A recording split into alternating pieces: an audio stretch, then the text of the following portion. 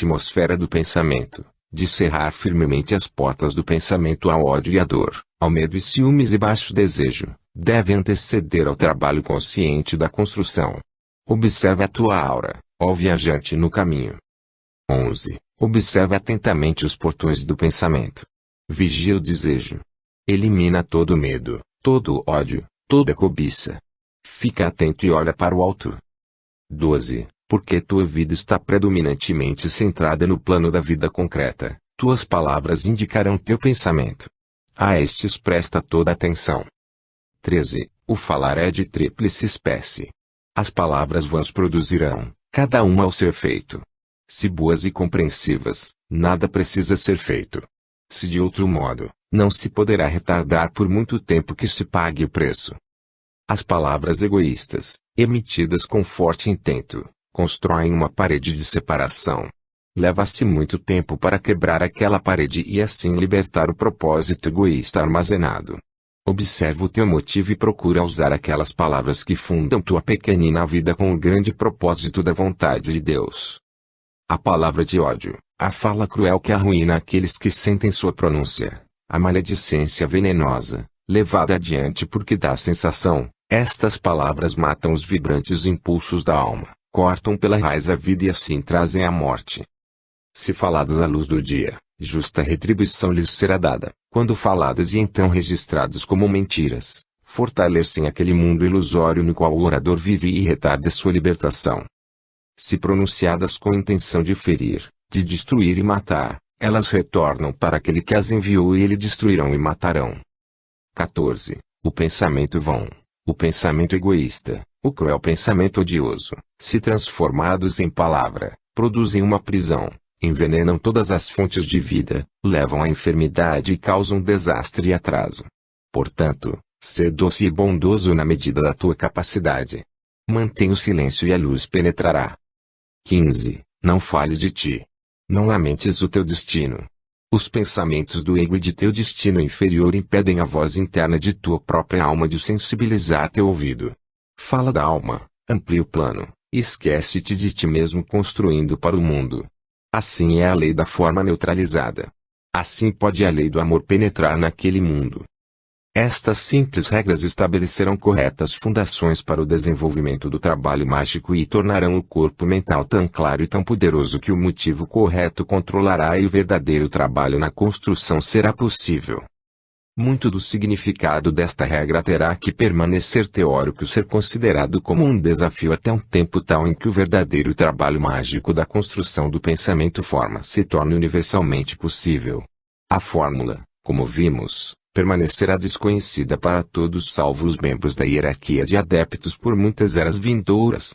As palavras direcionais são passíveis de confirmação, mas somente aqueles que estiverem trabalhando conscientemente sob a orientação de suas próprias almas e que, através do controle mental praticando a meditação profunda, poderem manipular a matéria do pensamento e se tornaram criadores conscientes. Estes podem pronunciar as palavras impulsionadoras que trazem à existência aquelas novas formas de organismos, aquelas expressões de ideias e aquelas organizações que vivem seu ciclo de vida e servem ao seu propósito e assim chegam devidamente ao seu fim previsto e oportuno. Estes criadores são os líderes e organizadores, os instrutores e os guias em todas as fases da vida humana. Seu som se propaga para todos os países e sua nota é internacionalmente reconhecida. Centenas de tais nomes são facilmente lembrados e se projetam espontaneamente na mente. Eles vivem na memória da multidão e aquilo que vive ao som de sua realização, seja ela boa ou má. Mas na frase que devemos considerar nós encontramos uma função universal, muito embora ela seja levada adiante, na maior parte das vezes, inconscientemente. As palavras com as quais teremos de lidar são as seguintes. 3. Finalmente, emitir a frase mística que o salvará de seu trabalho. Portanto, parece que no fim do trabalho mágico de criação, uma frase precisará ser enunciada que efetue uma salvação e produza uma libertação de uma espécie dual, uma libertação do agente criador da forma que ele criou e a emancipação daquela forma do controle daquele que a trouxe à existência. É óbvio que já a natureza da falha em relação com as ideias incorporadas está de algum modo sendo compreendida. Estudem o método da fala, que é agora o principal fator empregado para lançar uma ideia. Notem como todas as invenções, que não são nem mais nem menos do que conceitos incorporados, vêm à existência esotérica no plano físico através do poder da palavra falada, e considerem também com cuidado o significado oculto subjacente a todas as conferências, todos os encontros, todas as consultas e todas as discussões que se ocupam com o lançamento de alguma ideia ou conjunto de ideias sobre o mar da necessidade pública. Não será possível que, sob os modos de ação empregados pelas agências de anúncios e do constante treinamento dado aos vendedores no uso da palavra falada como um meio de aproximação ao público com o objetivo de vender uma ideia, nós venhamos a encontrar as primeiras indicações forçadas das emanações daquelas frases místicas que trarão à existência a criação da alma em todos os campos das iniciativas criadoras. O treino da opinião pública, a utilização de slogans, a tendência para incorporar os conceitos em frases adequadas são parte da crescente conscientização quanto ao trabalho mágico. Todos estes meios são empregados cegamente e sem verdadeira conscientização. Eles constituem uma parte das atividades emergentes de uma humanidade que está na iminência do verdadeiro trabalho criativo, os princípios do qual não são ainda compreendidos nem aplicados cientificamente. Mas eles de fato apontam o caminho, e sob a simplificação que marca o retorno à síntese, nós teremos a cessação da falha e a utilização de formas mais simples. Sob a pressão evolutiva, nós tivemos o som criador, a palavra, a fala. Esta última, por sua vez, diferenciou-se em palavras, frases, locuções, parágrafos, livros, até que agora nós temos a era em que esta diferenciação chegou ao seu máximo. E nós temos discursos a todas as horas do dia e da noite, temos o uso da plataforma pública para alcançar o ouvido do público, do rádio, para alcançar todas as classes e raças da humanidade num esforço para modelar a opinião pública e introduzir certas ideias e conceitos na consciência do público. Temos a publicação de livros literalmente aos milhões, todos desempenhando seu papel na mesma grande obra. E temos ao mesmo tempo ambos os métodos de comunicação sendo prostituídos para os fins egoístas e propósitos ambiciosos daqueles que falam e escrevem.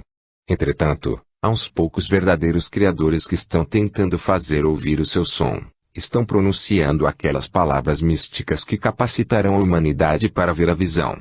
Assim serão finalmente dispersas as nuvens de pensamentos forma que atualmente encobrem a clara luz de Deus. O assunto é muito vasto para que eu esgote nesse tratado. Eu apenas procuro fazer sugestões que levem até a ideia do leitor inteligente alguma ideia do enorme progresso que foi feito no trabalho mágico. Desta maneira ele será capaz de prosseguir com otimismo, sabendo que até agora tudo foi bom na medida em que o homem progrediu no conhecimento. Do presente burburinho de discursos e de palavras, de conferência e de livros, uns poucos claros conceitos seguramente emergirão que encontrarão um eco nos corações dos homens. Assim também os homens serão conduzidos para a nova era, na qual falar cessará e os livros de nada valerão, pois as linhas da comunicação subjetiva estarão abertas. Os homens reconhecerão que o ruído atua como um obstáculo à comunicação telepática. A palavra escrita não será tampouco necessária, pois os homens usarão símbolos de luz e cor para suplementar através do olho que o ouvido subjetivo tiver registrado. Mas ainda não é chegado esse dia, muito embora o rádio e a televisão sejam os primeiros passos na direção certa. Pondo a verdade tão simplesmente quanto possível, nós poderíamos afirmar que através da complexidade do muito falar e publicar livros, as ideias estão agora podendo tomar forma e assim percorrer o seu ciclo de atividade.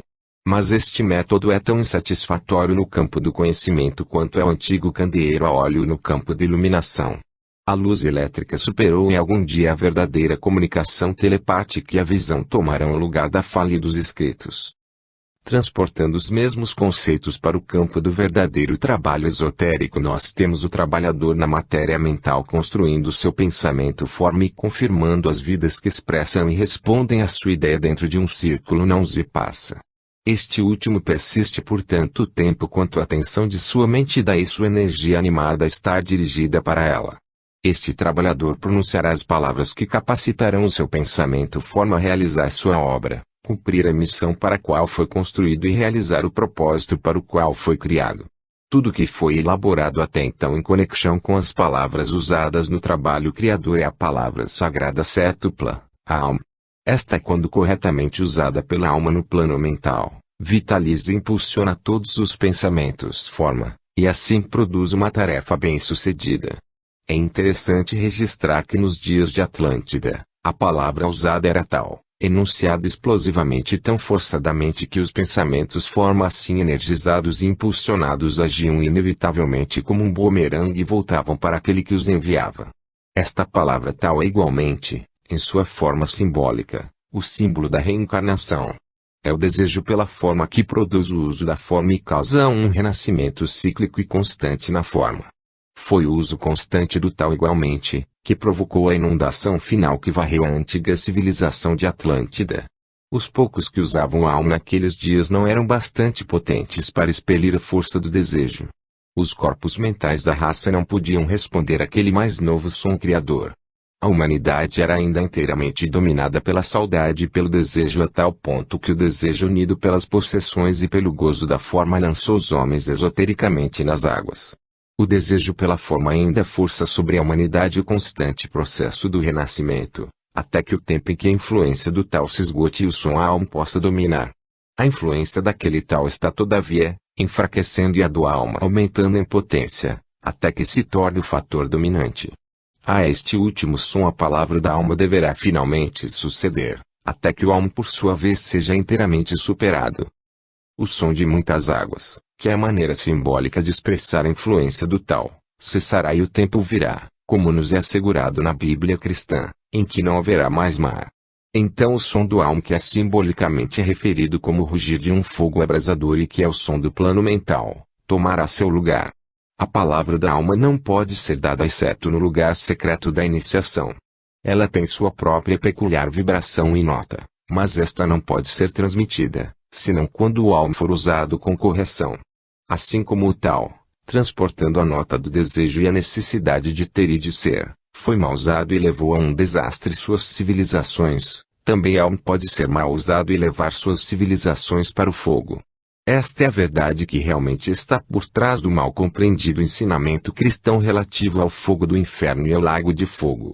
Eles retratam simbolicamente o final da era quando as civilizações do plano mental chegarão a um final cataclísmico, no que se refere ao aspecto forma, assim como as civilizações anteriores foram consumidas pela água. Uma pista aqui darei, a qual é frequentemente desprezada. No plano mental não existe o tempo, portanto, a equação do tempo não entra na ideia de uma consumação final pelo fogo. Não há fixação da época para um desastre ou para uma catástrofe. O pleno efeito terá lugar no reino da mente e será que não se poderá dizer que mesmo agora o fogo da ansiedade, da angústia, da preocupação e do medo está consumindo nossos pensamentos e ocupando nossa atenção mental? Seu trabalho é purificar e limpar, portanto, deixem que o alma faça seu trabalho e todos vocês que puderem, empreguem-no com frequência e com pensamento correto de modo que a purificação do mundo possa prosseguir em bom ritmo. Muito do que impede o caminho para a emergência de novas ideias, das novas formas arquetípicas, precisa ser queimado e consumido. Estas finalmente dominarão a nova era e tornarão possível a palavra da alma soar e ser ouvida esotericamente. Avalio que seja difícil compreender o que expus aqui, mas os parágrafos acima ditados previnem contra o descuido e dão muita instrução para o sério pesquisador da luz. Há dois aspectos desta frase que nós estamos considerando, com os quais me ocuparei sumariamente. Há muitos que eu poderia tomar, mas dois serão suficientes para fornecer sugestões práticas e indicar ideias que os aspirantes em toda parte fariam bem em adotar. O pensamento da salvação do efeito das ideias incorporadas à forma deve ser considerado, e eu gostaria também de cobrir a ideia de uma salvação de sob dois títulos. O aspirante tem que ser salvo dos pensamentos forma construídos diariamente durante sua vida mental e uma alma em encarnação tem também que ser salva das aderências à forma que durante épocas cresceram e se fortaleceram, ao que nós chamamos de morte. Dividiremos, portanto, nosso assunto tal como se segue. 1. Salvação do poder exercido pelos pensamentos forma que nós mesmos criamos. 2. Salvação do poder do corpo tríplice que a alma construiu, através da libertação mágica chamada morte. É com a última que desejo primeiramente lidar, mas certas coisas precisam ser ditas relativamente ao poder dos pensamentos relacionadas com seu perigo e o modo pelo qual podem ser tornados inócuos. Salvação de nossos pensamentos Falo agora aos aspirantes que, através da concentração e da meditação, estão ganhando poder no pensamento. Falo aos pensadores do mundo que, através de sua aplicação direcionada e devoção aos negócios, à ciência, à religião ou aos variados modos da atividade humana, orientaram a mente, não as emoções, mas a mentalidade, para alguma linha de constante ação que é necessariamente uma parte da atividade divina, no sentido amplo. Está certo aqui, no uso do pensamento, que a diferença entre a magia negra e a branca possa ser vista. O egoísmo, a grosseria, o ódio e a crueldade caracterizam o trabalhador na substância mental cujos motivos estão, por muitas vidas, centrados em torno de seu próprio engrandecimento, focalizados em sua aquisição pessoal de posses e dirigidos inteiramente para a conquista de seu próprio prazer e satisfação, pouco importando o que isto possa custar aos demais. Tais homens são felizmente poucos, mas o caminho para tal ponto de vista é fácil de alcançar e muitos precisam guardar-se para que não trilhem impensadamente o caminho para a materialidade. Um crescimento gradual e firme na consciência e responsabilidade do grupo, uma submissão dos desejos do eu pessoal e a manifestação de um espírito amoroso caracterizam aqueles que estão orientados para o lado da vida do todo divino. Pode-se dizer que os seres humanos caem em 3 grupos principais. 1. A vasta maioria, que não é nem boa nem má, mas que simplesmente não pensa, inteiramente submersa na maré evolutiva, no trabalho de desenvolver uma verdadeira consciência de si mesmo e o necessário equipamento. 2. Um número pequeno, muito pequeno, que está trabalhando definida e conscientemente no lado da materialidade ou, se preferirem que assim me expressem, do lado do mal. Eles são poderosos no plano físico, mas seu poder é temporal e não eterno. A lei do universo, que é a lei do amor, está eternamente contra eles, e fora do mal aparente surgirá o bem. 3. Um considerável números, que são os pioneiros no reino da alma, que são os expoentes das ideias da nova era e os guardiães daquele aspecto da sabedoria eterna que será proximamente revelado à humanidade. Este grupo é constituído dos homens e mulheres inteligentes e altruístas em todo o campo do esforço humano, dos aspirantes e discípulos, dos iniciados que emitem a nota para os vários grupos e tipos e da própria hierarquia oculta. A influência deste grupo de místicos e conhecedores é extraordinariamente grande e a oportunidade para trabalhar em cooperação com ele neste tempo é mais fácil de alcançar do que em qualquer outra época na história da raça. O primeiro grupo não pensa, os outros 2 grupos estão começando a pensar e a empregar as leis do pensamento. É com o uso do pensamento pelo aspirante que eu procuro lidar. Encontrar-se-á muito sobre o pensamento em um tratado sobre o fogo cósmico, mas eu pretendo dar algumas ideias práticas e sugestões que ajudarão o aspirante médio a trabalhar como devido.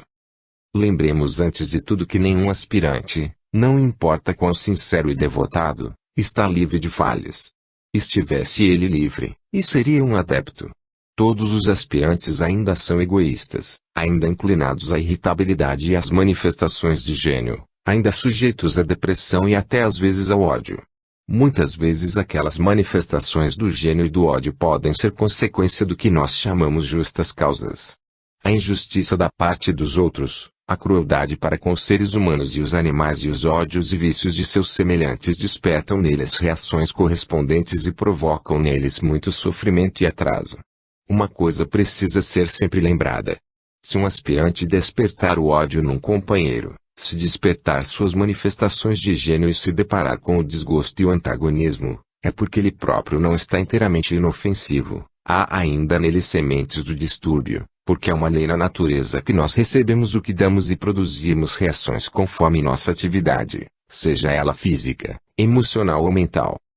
Há certos tipos de homens que não ficam sob esta categoria. Quando um homem tiver alcançado uma etapa de auto-iniciação, o caso é diferente.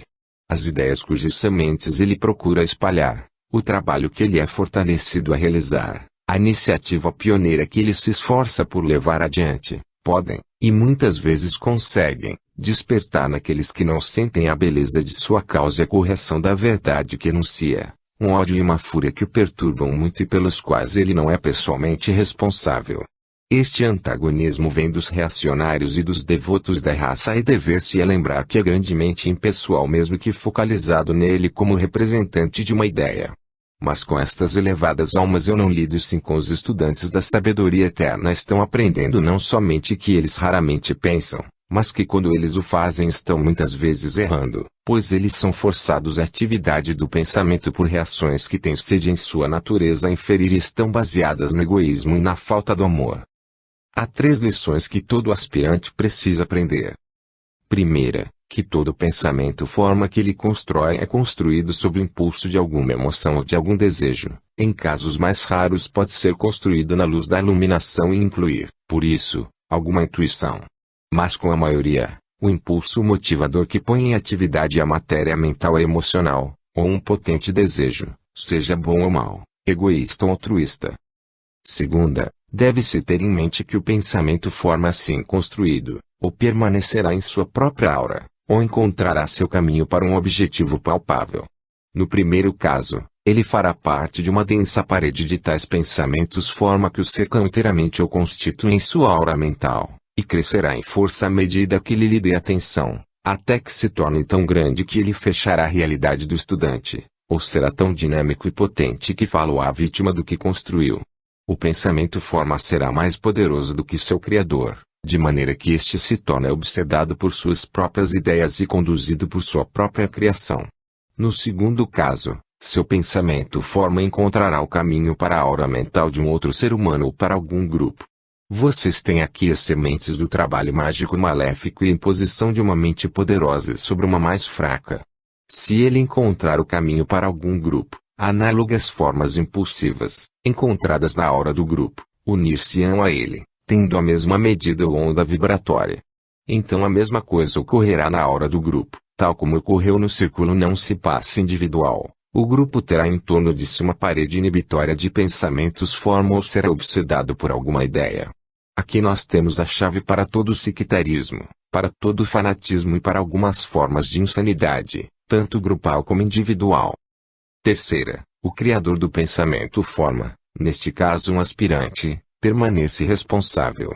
A forma permanece ligada a ele por seu propósito vive portanto o karma dos resultados, e o trabalho final da destruição daquilo que ele terá construído deve ser seu. Isto é verdadeiro para cada ideia incorporada, a boa tanto quanto a má. O Criador de todas elas é responsável pelo trabalho de sua criação. O Mestre Jesus, por exemplo, ainda tem que lidar com os pensamentos forma que nós chamamos de igreja cristã e tem muito o que fazer. O Cristo e o Buda ainda têm algum trabalho consumidor para desenvolver, embora não tanto com as formas que incorporam seus princípios enunciados como com as almas que evoluíram através da aplicação daqueles princípios. Corre o aspirante, todavia, que está ainda aprendendo a pensar, o problema é diferente. Ele ainda está inclinado a usar a matéria do pensamento para incorporar sua apreensão errônea das ideias reais. Ele está ainda apto a expressar seus gostos e desgostos através do poder do pensamento. Ele ainda está inclinado a usar a matéria mental para possibilitar seus desejos da personalidade. A isto todo aspirante sincero tem de testemunhar. Sente-se muita preocupação entre muitos de vocês quanto à guarda dos pensamentos e à proteção das ideias formuladas. Alguns pensamentos são ideias, revestidas na matéria mental e guardam o seu habitat no plano da matéria mental. Tais são as concepções abstratas e os fatos raramente percebidos da vida interna mística ou ocultista que passam através da mente do pensador. Eles não são tão difíceis de guardar, pois suas vibrações são tão altas e leves que poucas pessoas têm o poder de revesti-los adequadamente na matéria mental e aqueles poucos são tão raros que o risco de tais conceitos serem promulgados de maneira imprudente não é muito grande. Então há as comunicações envolvidas no ensinamento ocultista. O círculo daqueles que os alcançam está de certo modo se alargando e esses pensamentos frequentemente tomam, para si próprios, matéria astral do desejo, no coração do estudante, para verificar, corroborar e compartilhar com o grupo cujo conhecimento é tão vital quanto o seu. Algumas vezes isto é possível, e outras vezes não. Se proibido, qual é o método de proteção então? Grandemente uma recusa em permitir que a matéria do plano astral adira ao pensamento forma mental. Combater a questão no nível do desejo e impedir que aquele tipo de matéria seja formulado. Onde não existe o desejo de falar e onde a aspiração é impedir a reunião do material em torno do núcleo, um outro pensamento forma é construído, que intervém e a protege. Ainda um outro tipo de pensamento forma surge, o mais prevalente e o que causa a maior perturbação. São estes os fatos da informação, do material detalhado, das notícias, se assim preferirem chamá-las, a base do que pode degenerar em mexericos, que concernem ou ao seu trabalho, administrativo ou de outro tipo, e das que dizem respeito a outras pessoas. Como vocês impedirão sua mente de transmitir para uma outra fatos como estes? Eles são fatos que têm sua origem na ocorrência do plano físico e nisto está a dificuldade. Os fatos internos da vida oculta e aqueles que se originam no plano mental não são tão difíceis de ocultar. Eles não chegam ao seu caminho senão quando as vibrações que você emite estejam sintonizadas suficientemente para eles, e, como uma regra, quando assim é, um caráter de suficiente estabilidade e sabedoria acompanha pari passu. Mas não é assim com um fato no plano físico. Que deve ser feito? Os outros pensamentos descem do alto, estes últimos tentam elevar-se do plano físico e crescem em vitalidade pelo conhecimento dos muitos, frequentemente dos muitos imprudentes. Uma espécie começa nebulosamente no plano mental e somente o tipo superior da mente pode formulá-la e revesti-la de matéria com precisão geométrica, e talmente habitualmente tem a sabedoria que recusa revesti-la na matéria do plano astral. Não é assim com o fato do plano físico. Ele é uma entidade vital, envolvida em material do plano astral e do plano mental quando você o encontrar e com ele entra em contato pela primeira vez. Você irá vitalizá-lo, ou contê-lo. Contém-o por um impulso e onda de amor pela parte implicada, que envolve o pensamento forma e o envia de volta para o emissor, levado nas asas de uma onda de matéria do plano astral, forte bastante para movimentar-se em todas as direções. Talvez desintegrar-se mas quase certamente devolvê-lo inofensivamente a quem o enviou. Talvez seja uma má informação, uma mentira ou quem sabe um mexerico. Desvitalize-o pelo amor, faça-o em pedaços pelo poder de um contrapensamento forma de paz e harmonia. Ou outra vez, pode ser verdadeiro, alguma ocorrência ou ação má ou triste de algum irmão equivocado. Que deve então ser feito? A verdade não pode ser desvitalizada ou desintegrada. A lei da absorção ajudá-los aqui. Em seu coração vocês absorverão pensamento forma que encontrarem e lá transmutá-lo pela alquimia do amor. Permitam que eu seja prático e ilustre, pois o assunto é de importância. Algum irmão chega a vocês e lhes conta um fato sobre um outro irmão, um fato envolvendo o que o mundo chamaria de malfeito da parte daquele irmão. Vocês que sabem muito mais do que o homem comum da rua, compreenderão que aquilo que é chamado malfeito pode ser apenas o cumprimento do karma, ou ter sua base num bom motivo construído erradamente. Não acrescentem nada à conversa, não levem adiante a informação. Deste modo, no que a vocês concerne, o pensamento forma, construído em torno do fato, terá alcançado o que vocês chamam um beco sem saída. Que farão então?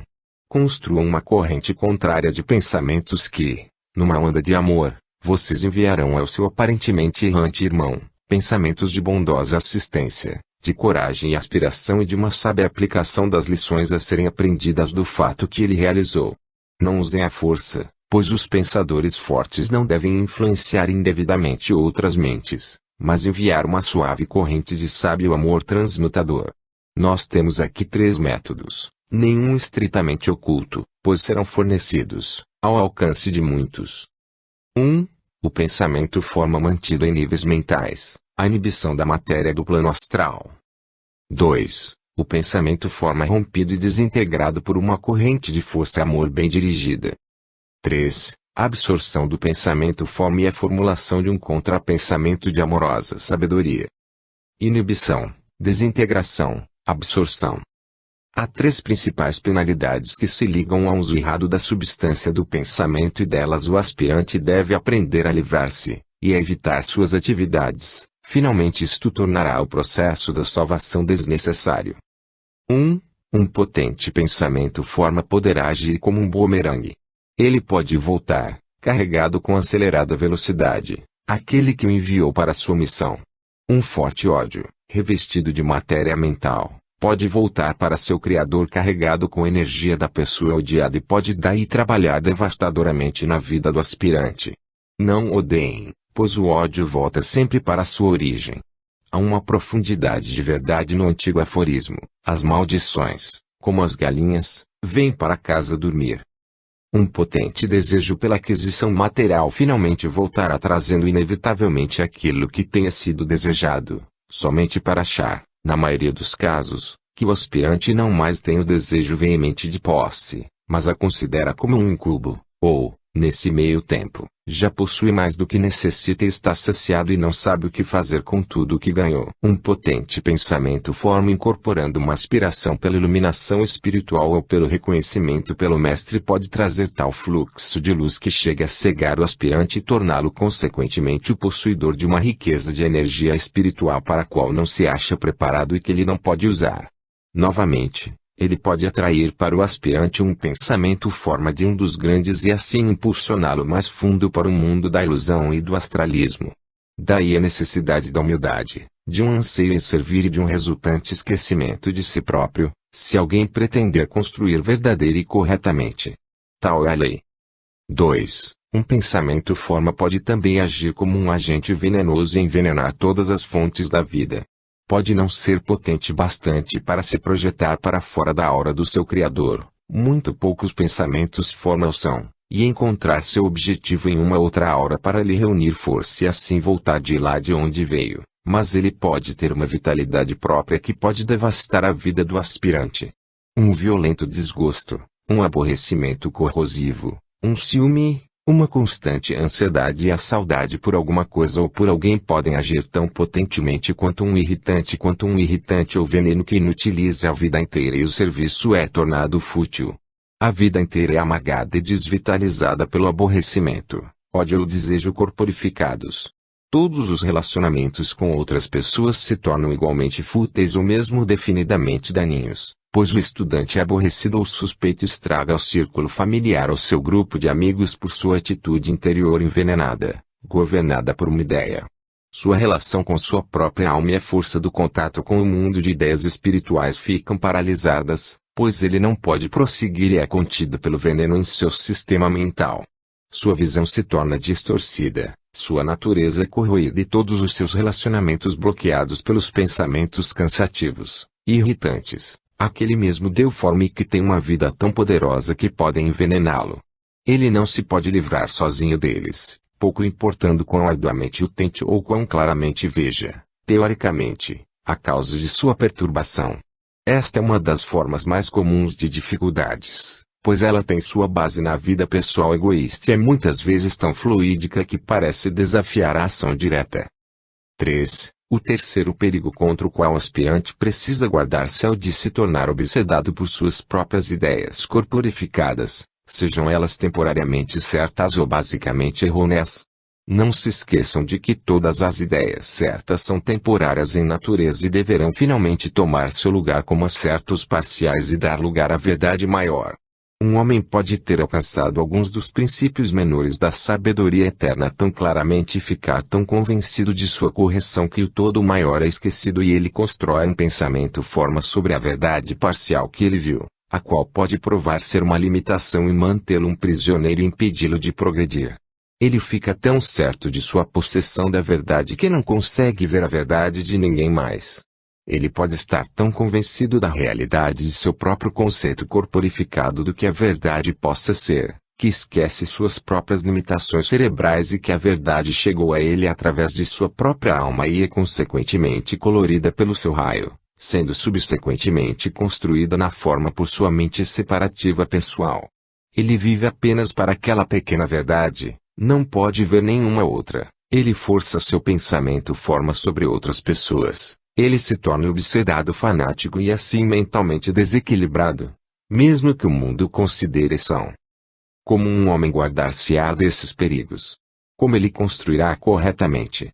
Como preservará aquele equilíbrio que o capacitará de ver verdadeiramente, julgar corretamente e assim preservar seu contato mental com sua alma e com as almas de seus semelhantes? Primeiro e acima de tudo pela constante prática da inofensividade. Isto envolve a inofensividade no falar e também no pensamento e consequentemente na ação. É uma inofensividade positiva, envolvendo constante atividade e vigilância, não é uma tolerância fluídica e negativa. Em segundo lugar, por uma guarda diária das portas do pensamento e uma supervisão da vida do pensamento. Certas linhas de pensamento não serão permitidas, certos velhos hábitos de pensar serão expelidos pela instituição de pensamento construtivo criador, certas ideias preconcebidas, registrem o valor esotérico desta frase, serão relegadas para a retaguarda de modo que os novos horizontes sejam visualizados e as novas ideias possam entrar. Isto incluirá uma vigilância diária, horária, mas somente quando os velhos hábitos tiverem sido superados é que o novo ritmo será estabelecido. Então o aspirante descobrirá que a mente está tão focalizada nas novas ideias espirituais que os velhos pensamentos forma não conseguirão reter a atenção. Eles morrerão de inanição. Há encorajamento neste pensamento. O trabalho dos primeiros 3 anos será o mais árduo. Depois disso a mente reclamará pelas ideias e não pelos pensamentos forma. Em terceiro lugar, recusando viver no mundo dos próprios pensamentos e penetrando no mundo das ideias e da corrente dos pensamentos humanos. O mundo das ideias é o mundo da alma e da mente superior. A corrente dos pensamentos humanos e das opiniões é aquela da consciência pública e da mente inferior. O aspirante precisa funcionar livre em ambos os mundos. Observem isto cuidadosamente. O pensamento não é que ele deva funcionar livremente, o que envolve mais a ideia da facilidade, mas que ele deva funcionar como um agente livre em ambos os mundos. Através da constante meditação diária ele faz o primeiro. Através da ampla leitura e acolhedor interesse e compreensão ele realiza o segundo. Em quarto lugar, ele precisa aprender a libertar-se de suas próprias criações do pensamento e deixá-las livres para realizar o propósito para o qual ele inteligentemente as criou. Este quarto processo se divide em 2 partes. 1. Pelo uso de uma frase mística ele rompe o elo que mantém uma ideia corporificada em sua aura de pensamento. 2. Libertando sua mente da ideia, uma vez ele a tenha enviado para sua missão, ele aprende a lição do Bhagavad Gita e trabalha sem apego. Estes 2 pontos variarão de acordo com o crescimento e status do aspirante. Cada um tem, por si mesmo, de formular sua própria frase de separação e cada um tem que, por si mesmo, sozinho e sem ajuda, aprender a se desligar dos 3 mundos em que ele trabalha, em seu esforço para impulsionar sua ideia do trabalho a ser feito. Ele tem que ensinar a si próprio retirar sua atenção do pensamento forma que construiu, onde aquela ideia está corporificada, sabendo que assim como ele vive como uma alma e a energia espiritual se derrama através dele, também seu pensamento forma expressará a ideia espiritual e realizará a sua obra. Ele é mantido unido pela vida da alma e não pelo desejo da personalidade. Os resultados tangíveis são sempre dependentes da força do impulso espiritual animando sua ideia, qual está corporificada em seu pensamento forma. Sua obra está no mundo de ideias e não nos efeitos físicos. Automaticamente os aspectos físicos responderão ao impulso espiritual. Salvação da morte. Chegamos agora à segunda fase do nosso estudo das palavras finais da regra 11. Lidamos com a salvação dos perigos incidentes à criação dos pensamentos forma por um ser humano que aprendeu, ou está aprendendo, a criar no plano mental. Muito poderia ter sido dito do ponto de vista da incapacidade da maioria dos estudantes para pensar com clareza. O pensador claro envolve a capacidade de se dissociar, temporariamente pelo menos, de todas as reações e atividades de uma natureza emocional. Enquanto o corpo astral estiver numa movimentação incessante e seus estados de ânimo e sentimentos, seus desejos e emoções forem poderosos bastante para atrair atenção, os processos de pensamentos positivos puros não serão possíveis. Até que venha o tempo em que haja uma apreciação mais geral do valor da concentração e da meditação, e até que a natureza da mente e suas modificações sejam mais universalmente compreendidas, qualquer ulterior instrução sobre o assunto seria fútil. Nestas instruções procurei dar uma indicação dos primeiros passos na psicologia esotérica e lidamos basicamente com a natureza e modo de treinamento do corpo astral. Mais tarde neste século, a psicologia da mente, sua natureza e modificações poderão ser manejadas com mais detalhes. Mas ainda não é chegado o tempo. Nosso assunto agora é a salvação da natureza corporal através do processo da morte. Duas coisas precisam ser mantidas na mente ao procurarmos estudar os meios desta salvação. Primeiro, por natureza corporal eu penso na personalidade integrada, ou no equipamento humano do corpo físico, veículo vital ou etérico, a substância, o modo de ser, da natureza do desejo, e a matéria mental. Estas constituem os invólucros ou formas exteriores da alma encarnada.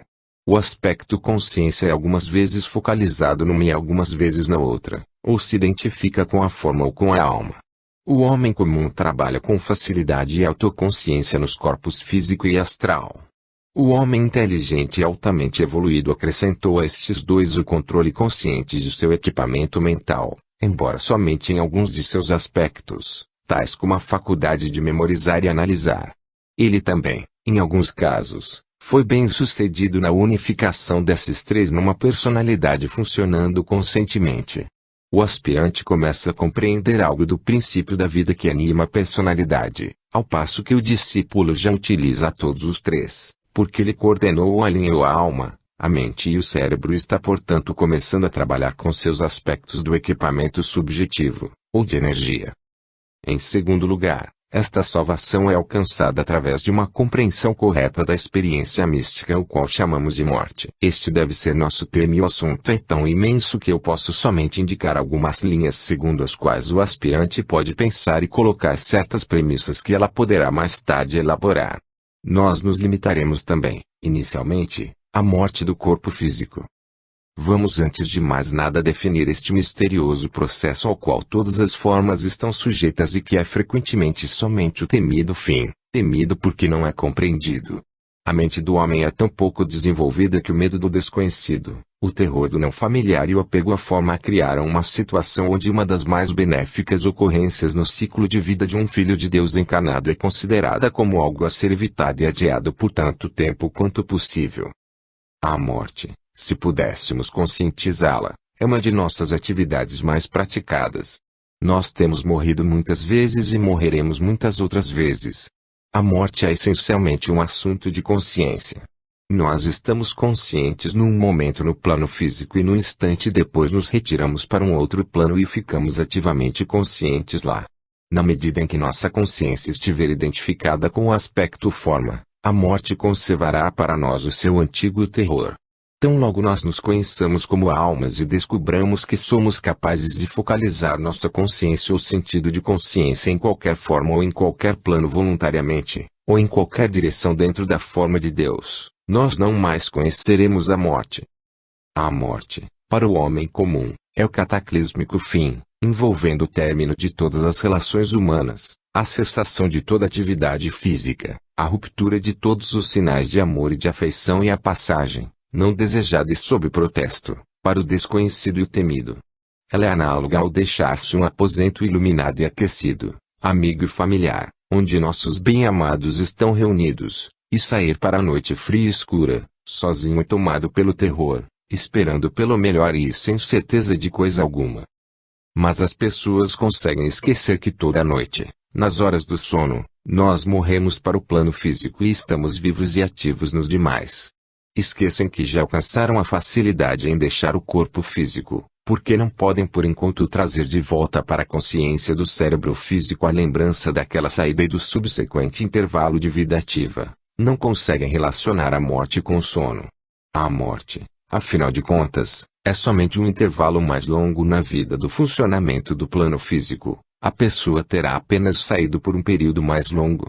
Mas o processo do sono diário e o processo da morte ocasional são idênticos, com a única diferença que, no sono, o fio magnético, ou corrente de energia pelo qual a força da vida circula, é preservado intacto e constitui o caminho de volta para o corpo. Na morte, este fio de vida se parte ou rompe. Quando isto acontece, a entidade consciente não pode voltar ao corpo físico denso e aquele corpo, por falta de princípio de coesão, então se desintegra. Deve-se lembrar que o propósito e a vontade da alma, a determinação espiritual de ser e fazer, utiliza o fio da alma, o sutratma, a corrente de vida, como seu meio de expressão na forma.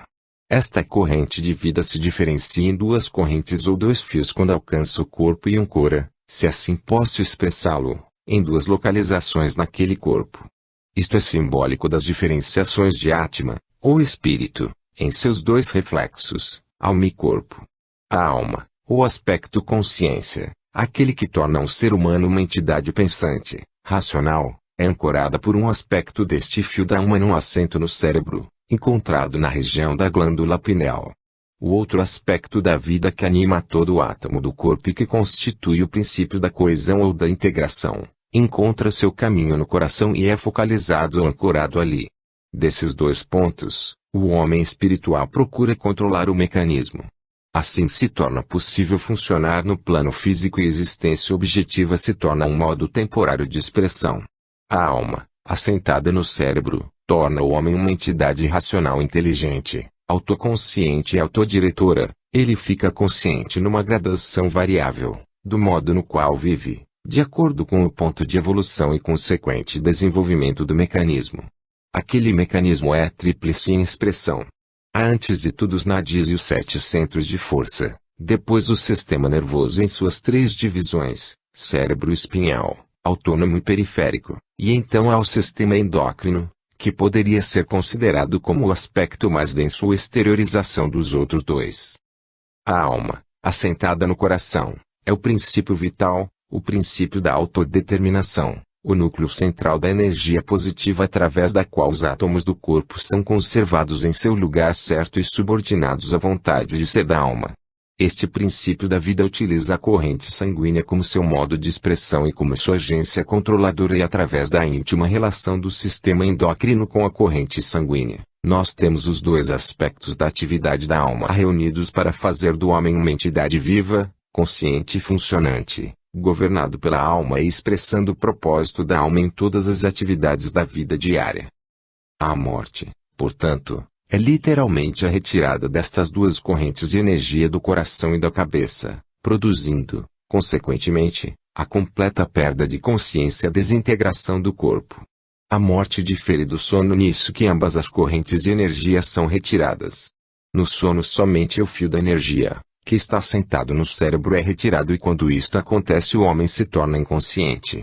Por isto nós queremos dizer que sua consciência ou senso de percepção está localizado em alguma parte. Sua atenção não mais está dirigida para as coisas tangíveis e físicas mas está voltada para um outro mundo de existência e se torna centrada num outro equipamento ou mecanismo. Na morte, ambos os fios são retirados ou unificados no fio da vida.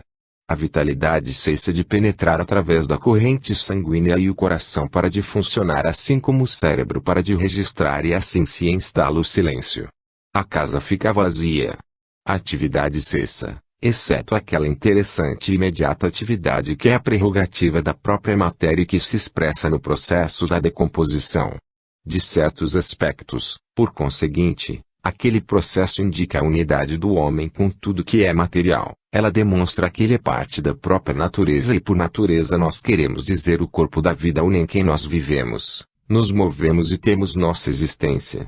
Naquelas 3 palavras, viver, mover-se e existência nós temos a história inteira.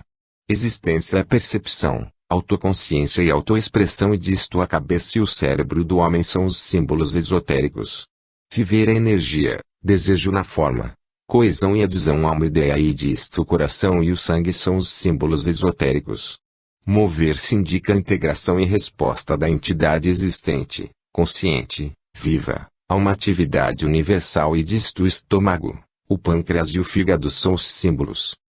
É interessante, embora acidental em nosso assunto, ter em mente que nos casos de imbecilidade e idiotia e naquela etapa da velhice que nós chamamos de degeneração senil, o fio que está sentado no cérebro é retirado, ao passo que o que leva o impulso ou necessidade de vida ainda está aplicado ao coração.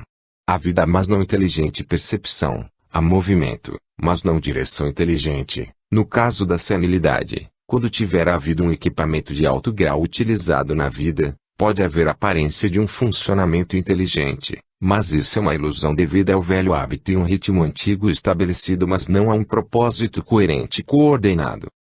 Deve-se observar também que a morte é, portanto, adotada sob a direção do ego, pouco importando quão inconsciente um ser humano possa estar daquela direção.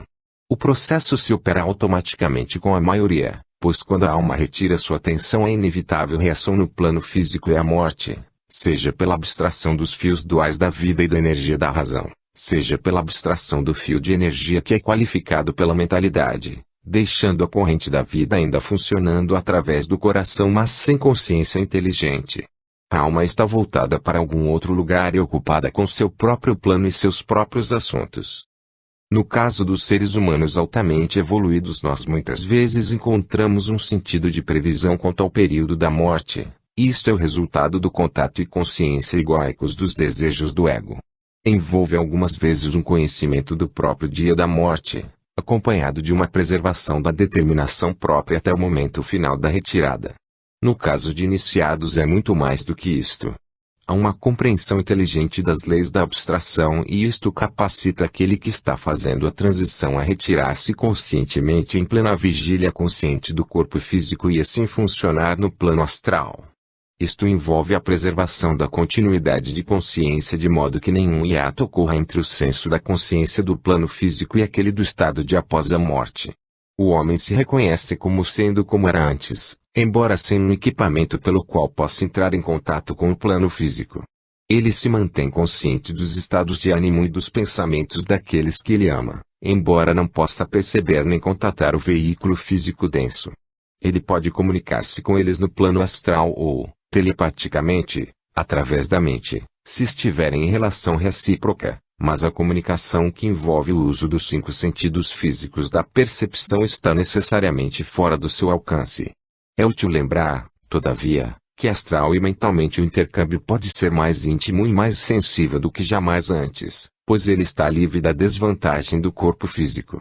Duas coisas, todavia, militam contra este intercâmbio. Uma é o sofrimento e violenta perturbação emocional daqueles deixados atrás e, no caso do ser humano comum, a outra é a própria ignorância e confusão do homem quando ele se depara com o que são para ele novas condições, embora elas sejam realmente condições velhas, se ele pudesse dar-se conta disso. Uma vez que os homens tenham perdido o medo da morte e estabelecido uma compreensão do mundo de após-morte que não seja baseada na alucinação nem na histeria nem nas conclusões, muitas vezes não inteligentes, do médium comum, que fala sob o controle do seu próprio pensamento construído por si e pelo círculo de assistentes, nós teremos o processo da morte propriamente controlado.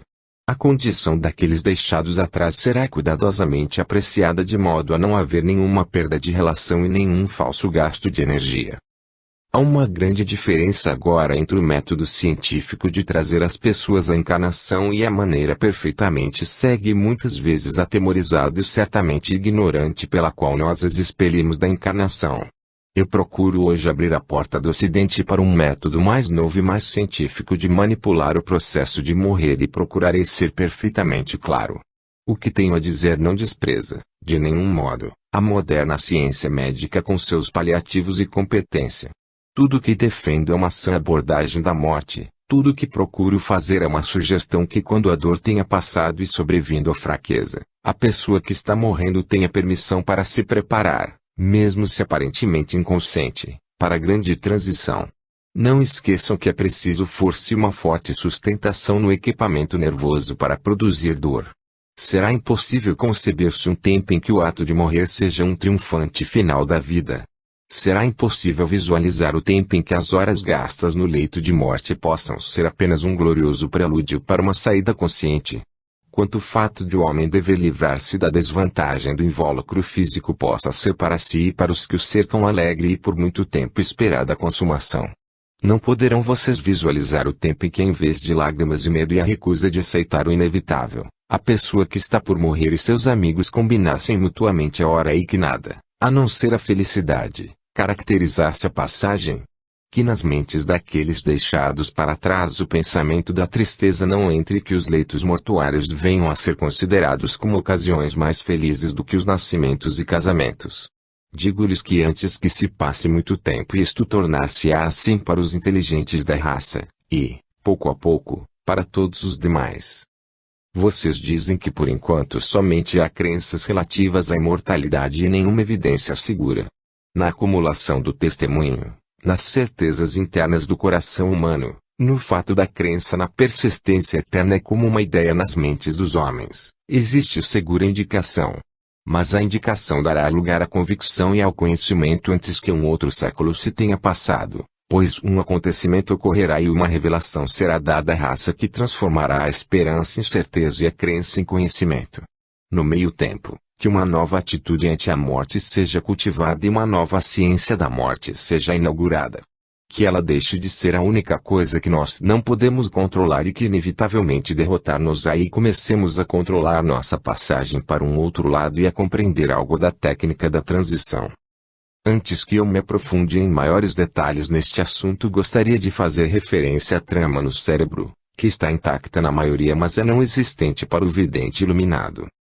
No corpo humano, como sabem, nós temos um corpo vital subjacente, interpenetrante, que é a contraparte do físico, que é maior do que o físico e ao qual nós chamamos o corpo ou duplo etérico. É um corpo de energia composto de centros de força inadis ou condutores de força. Estes são subjacentes ou a contraparte do sistema nervoso, os nervos e os gânglios nervosos. Em 2 lugares no corpo vital humano há orifícios de saída para a força da vida. Uma abertura está no plexo solar e a outra está no cérebro, no alto da cabeça. Protegendo ambas está uma trama densamente tecida de matéria etérica, composta de fios entrelaçados de energia vital. Durante o processo da morte, a pressão da energia vital chocando-se contra a trama produz finalmente uma perfuração ou abertura. Por esta, a força vital se derrama à medida que a potência da influência abstrativa alma aumenta. No caso dos animais, de crianças e de homens e mulheres que estão inteiramente polarizados nos corpos físico e astral, a porta de saída é o plexo solar e é aquela trama que é perfurada, assim permitindo a saída. No caso dos tipos mentais, das unidades humanas mais evoluídas, e a trama do alto da cabeça na região da fontanela que é rompida, assim novamente permitindo a saída do ser racional pensante. Nos sensitivos e no caso dos médiums e videntes inferiores, pessoas clarividentes e clareaudientes, a trama do plexo solar é permanentemente rompida desde cedo na vida e facilmente por isso elas entram e saem do corpo, enquanto em transe, como se chama, e funcionando no plano astral. Mas para estes tipos não há continuidade de consciência e não parece haver relação entre a sua existência no plano físico e os acontecimentos que eles relatam enquanto no transe e dos quais eles habitualmente permanecem totalmente inconscientes no estado vigil. Toda a performance está abaixo do diafragma e se relaciona basicamente com a vida sensorial animal. No caso da clarividência consciente e no trabalho dos sensitivos e videntes superiores não há transe, nem obsessão, nem mediunidade. E a trama no cérebro que é perfurada e a abertura naquela região permite o influxo da luz, da informação e da inspiração, ela confere também o poder de passar para o estado de samadhi, que é a correspondência espiritual para a condição de transe da natureza animal. No processo da morte estas são, portanto, as 2 principais saídas, o plexo solar para o ser humano polarizado astralmente e focalizado no plano físico e, por conseguinte, da vasta maioria, e o centro da cabeça para o ser humano polarizado mentalmente e orientado espiritualmente. Este é o primeiro e mais importante fato a se ter presente e ver-se-á facilmente como a inclinação de uma tendência da vida e o foco da atenção da vida determinam o modo de saída na morte. Pode-se também ver que um esforço para controlar a vida astral e a natureza emocional e para se orientar para o mundo mental e para as coisas espirituais tem um importante efeito nos aspectos fenomênicos do processo da morte. Se o estudante estiver pensando claramente, tornar-se-lhe aparente que uma saída diz respeito ao homem espiritual e altamente evoluído, ao passo que a outra diz respeito ao ser humano de grau inferior que mal ultrapassou o estágio animal. Que dizer, então, do homem comum? Uma terceira saída está agora em uso temporário. Bem abaixo da ponta do coração se encontra uma outra trama etérica cobrindo um orifício de saída. Nós temos, por conseguinte, a seguinte situação. 1. A saída na cabeça, usada pelo homem do tipo intelectual, pelos discípulos iniciados do mundo. 2. A saída no coração, usada pelo homem, ou mulher, bondoso, bem-intencionado, que é um bom cidadão, um amigo inteligente e um trabalhador filantrópico. 3. A saída na região do plexo solar, usada pelo homem emocional, não inteligente, que não pense por aqueles cuja natureza animal é forte. Este é o primeiro ponto da nova informação que lentamente tornar-se-á conhecimento comum no Ocidente durante o próximo século. Muito dele já é conhecido pelos pensadores no Oriente e está na natureza de um primeiro passo na direção de uma compreensão racional do processo da morte. O segundo ponto a ser alcançado